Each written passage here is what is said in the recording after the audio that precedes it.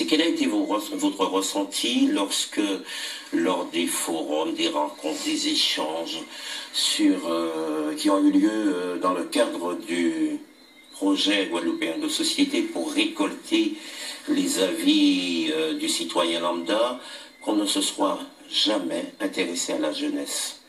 Ben c'est justement ce qui a fait qu'on a voulu se mobiliser et que justement on organise un second BICA jeunesse, parce qu'on pense que réellement il faut aussi que les jeunes se sentent concernés par ce qui est en train de se faire là. Donc et que en politique, vous voulez que vous... Oui, leur dire concrètement qu'on veut être entendu et on veut être présent dans toutes les administrations qui prennent des décisions pour nous. Alors on dit que depuis ils ont fait pratiquement 50% du chemin, puisque, paraît-il, Jacques Gillot, le président du Conseil général, et Josette Beauvais-de-Lacertin, la présidente du Conseil régional, vous ferez une cour tout aussi acharnée l'un que l'autre. Alors je veux dire concrètement, personne n'a essayé de flirter avec nous parce que dès le départ on a dit qu'on voulait pas justement de politique. Elle a bien fait remarquer Christelle dans le reportage.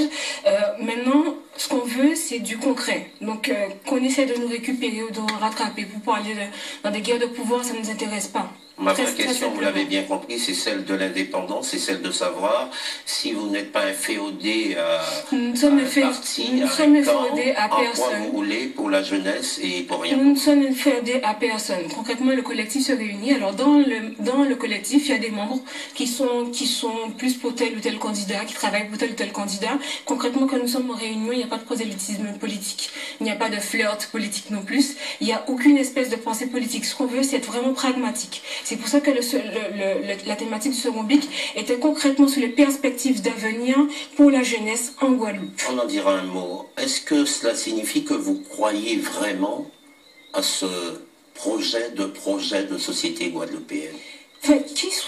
Après, ça va être toujours la même réponse. Là, ça reste que la politique. Ça va être des jeux d'ego. Concrètement, on est en train de reparler exactement de la même chose qu'en 2003.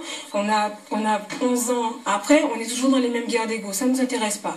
Nous, ce qu'on a fait, c'est qu'on a demandé aux jeunes, qu'est-ce que vous en pensez, vous, de l'entrepreneuriat, de la culture, c'est quoi pour vous l'identité de la Guadeloupe, c'est quoi, enfin voilà. Toutes ces réponses-là sont dans le rapport qui a été transmis.